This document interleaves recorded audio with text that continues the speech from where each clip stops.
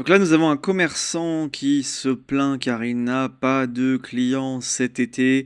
Est-ce qu'il y a une crise touristique? C'est vrai que j'ai fait des vidéos sur le sujet et c'est assez partagé. Il y a 50% de personnes qui viennent te dire qu'il y a du monde, c'est blindé dans les restos, sur les plages. Et tu as quand même aussi 50% de personnes qui vont dire qu'il y a une crise, il y a de moins en moins de personnes. Je pense que c'est très localisé, ça dépend des régions en France, des stations balnéaires. Et là, donc c'est un commerçant, il vend des lunettes, je crois que c'est des lunettes de soleil. Son concept, c'est un jeune entrepreneur qui vend ça la nuit. C'est un peu surprenant de vendre des lunettes de soleil le soir, la nuit. Alors je sais pas ses prix. En tout cas, voilà. Bon, c'est un entrepreneur. Moi, je trouve que c'est mieux d'avoir des personnes qui créent un business, qui font ça, plutôt qui rôdent dans la rue, qui traînent et qui font n'importe quoi. On va écouter son propos. Et je crois que c'est pas très loin de Marseille. Je suis pas un connaisseur de la zone, mais je crois que c'est à côté de Marseille. À l'étranger, quelqu'un m'explique il se passe quoi cette année à l'escale? Et quoi, vous êtes où? Vous êtes tous partis au bled, quoi. Regarde comment c'est vide. Il y a que elle qui danse tout le temps. Par contre, c'est sûr, elle est là. Mais vous êtes où, vous? Moi, le stand, il est à perte. Voilà, le stand est à perte. C'est dur. À l'étranger, quelqu'un m'explique Bon après, au niveau de ton business model, donc ils vendent des sacs à main et des lunettes de soleil. Franchement, je sais pas si c'est la meilleure idée de vendre des lunettes de soleil en pleine nuit le soir, tu vois. Après les sacs à main, c'est pareil, tu t'es fourni chez qui quoi? T'as acheté des trucs chinois à 3-4 balles et puis tu vas les revendre quel prix? Si on n'a pas les prix, ce serait intéressant de savoir combien ils vendent ces lunettes de soleil et ces sacs à main. Tomber du camion ou acheter sur des sites asiatiques. En tous les cas, ça dépend en fait des endroits où tu vas en France. Il y a des endroits qui sont pleins, notamment en Corse. Des personnes m'ont dit que la Corse était blindée, mais je pense que ça dépend où en Corse, tu vois. Il y a peut-être des zones où t'as moins de monde que d'habitude, d'autres où c'est blindé. Et comme je l'ai dit dans d'autres vidéos, les habitudes de consommation changent.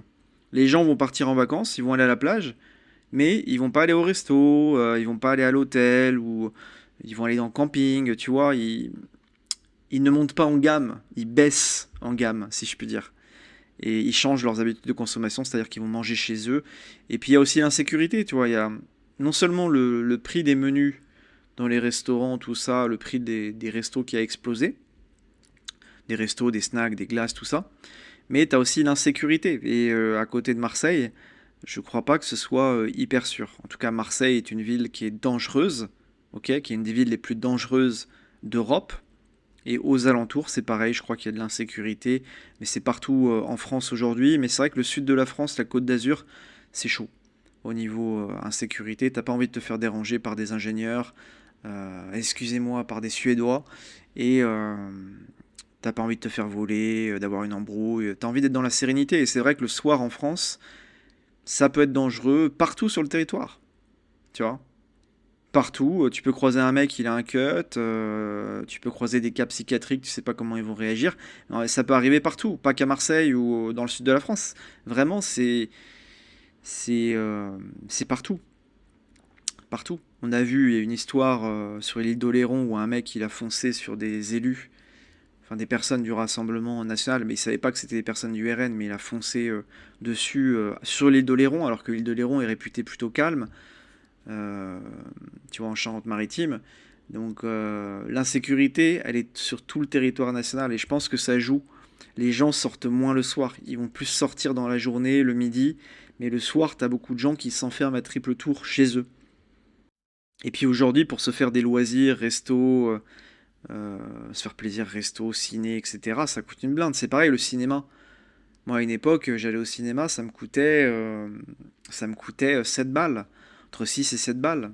J'allais au cinéma CGR, Pathé, etc. Aujourd'hui, le prix du cinéma tarif normal, c'est combien? C'est quasiment 15 balles. T'imagines? 30 balles à deux pour voir un film. Bah, les gens, ils vont prendre un abonnement Netflix, ils vont rester chez eux, tranquilles, à la maison, avec une bonne télé. Les restos, ça dépend. Ça dépend, mais dans les stations balnéaires, dans les coins sympas en bord de mer, tu te fais atomiser, hein. Tu te fais atomiser au niveau des prix. Et donc, il faut avoir un bon salaire. Il y a des gens qui ont de l'argent en France, mais il y en a aussi pas mal qui ont moins de pognon, qui se sont appauvris avec l'inflation. D'accord? Cette année, je rappelle que le prix du carburant a explosé.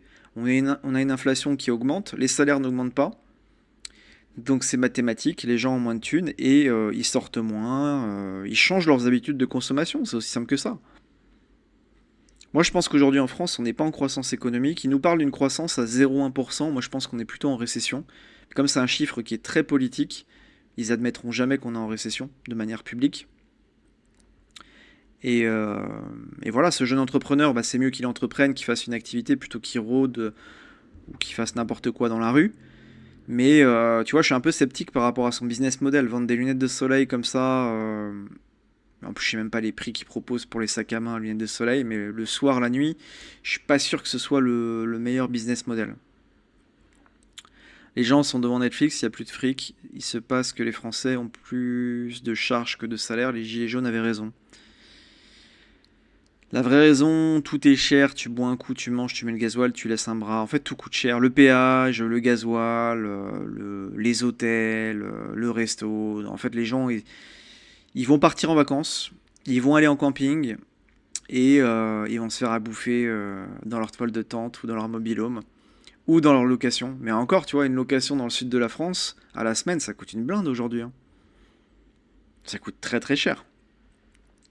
T'as pas mal de Français qui restent chez eux, mais du coup qui vont faire quelques sorties autour de chez eux, mais t'en as beaucoup qui partent pas en vacances quand tu vois le prix du péage, de l'essence. Mais il y a des gens qui ont du pognon. Et je pense que c'est un biais. T'as des personnes qui vont voir des touristes, des gens consommer, et vont se dire oh les Françaises ont des thunes. Mais en fait les personnes que tu vois dans les restos, les hôtels, qui consomment, c'est le tiers des Français qui est blindé. Tu vois, c'est biaisé. Les Français qui ont pas de thunes ou qui sont à la ramasse, qui font partie de la classe moyenne, qui souffrent de l'inflation, bah, ils sont chez eux, donc tu les verras pas consommer. Personne que tu vois consommer dans les restos, c'est les Français blindés.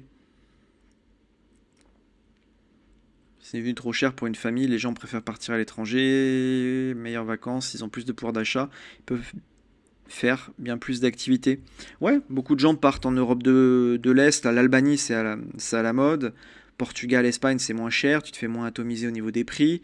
Certains vont en Asie, en Amérique latine, même si tu as le prix du billet d'avion qui peut coûter cher, bah tu t'y retrouves parce que en fait les hôtels, la bouffe sur place c'est vraiment pas cher. En Asie du Sud-Est par exemple. Il y a pas mal de Français qui vont en Thaïlande, au Vietnam, au Cambodge parce que bah, tu peux te faire des vacances de malade pour peu cher. T'as le prix du billet d'avion bien évidemment, mais c'est compensé par le coût de la vie sur place quoi. Ouais, en France, ils nous prennent pour des Saoudiens, en fait. Les restaurateurs, les commerces. C'est pareil, la boule de glace, elle a combien? Enfin, les glaces, à mon avis, c'est hors de prix, hein. C'est hors de prix. J'ai vu une vidéo qui circulait en Charente-Maritime. Il y avait la queue, hein, il y avait du monde, mais je crois que c'était deux trois boules de glace. C'était à 10 balles, quoi. 10 balles les 2 ou 3 boules de glace dans un cornet. Et je pense qu'il y en a pas mal qui vont au bled, ouais. Il y en a pas mal qui vont au bled passer leurs vacances en famille. Puis ça coûte moins cher au bled, à mon avis.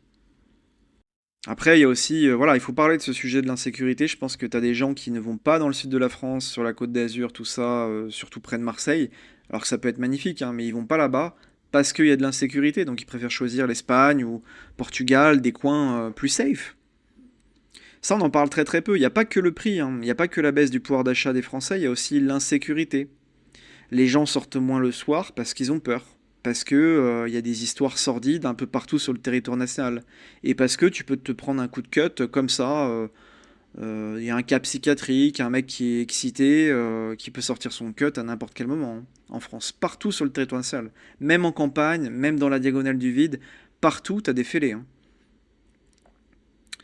Et donc le soir, c'est vrai que bah, tu as des gens, ils préfèrent rester chez eux tranquillement.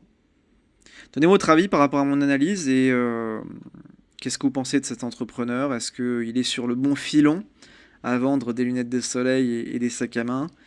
Et est-ce que près de Marseille, là, je ne connais pas, hein, mais s'il y a des gens qui connaissent, donnez-moi votre avis. Est-ce qu'il y a une baisse de fréquentation touristique cet été au niveau de Marseille et aux alentours? Likez, abonnez-vous pour soutenir mon travail et la vidéo. Et vous avez ma newsletter en description pour les commentaires. Vous pouvez y adhérer, c'est totalement gratuit. Merci pour votre écoute et je vous dis à plus tard.